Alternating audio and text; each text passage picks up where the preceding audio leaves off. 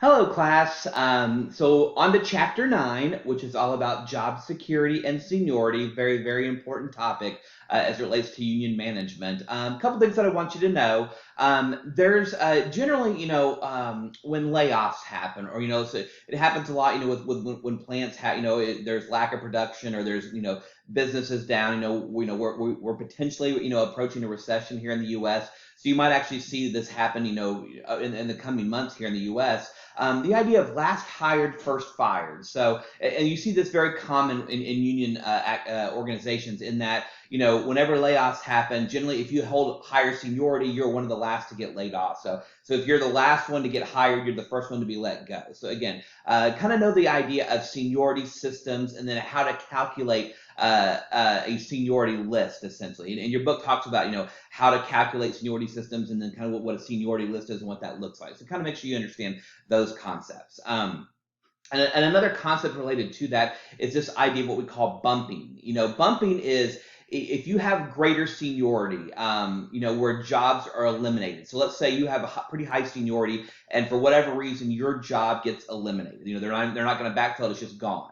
Well, to bump means you can take somebody who's in a lower level, lower job than you, and bump them out of that job. So let's say you're a senior mechanic. I'm just going to make that up, and then that job gets eliminated, but there's a junior mechanic still available. You could take whoever is in that job if you have higher seniority and basically take that job from them, and then that person would then could potentially bump somebody below them. So it kind of flows downhill, if you will. So this idea is called bumping. It's very controversial, as you can imagine, because you're basically kicking somebody out of a job through no fault of their own. But again, it's very, very common. So make sure you understand the idea behind bumping.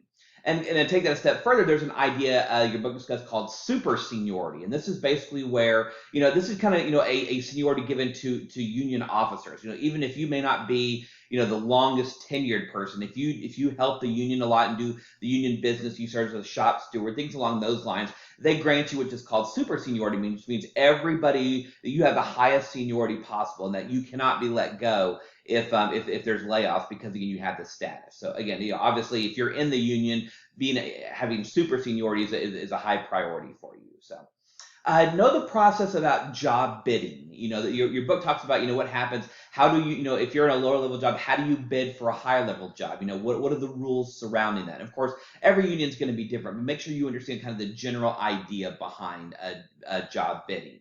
And take that step further, understand the layoff and recall rights. So, if you are laid off, maybe for 6 months, but that you can come back in 6 months, what's called recall. Make sure you understand and read about, what rights, union employees have with layoff and recall rights.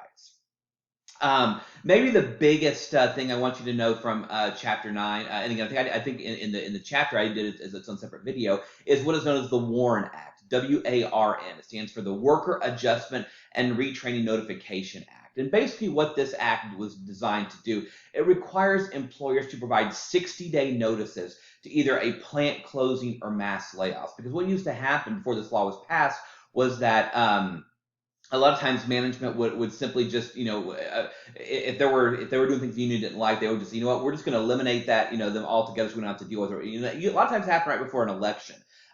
So what this law does is if you're going to lay off, a large number of people, or if you're going to close, a branch or something, you have to give the workers at least 60 days notice in advance. And again, this is very, very big because, again, not only allows, employees to, hopefully look for other work, but it gives unions a chance to kind of reevaluate and figure out how they want to handle things moving forward. So make sure you understand what the Warren Act is, WARN.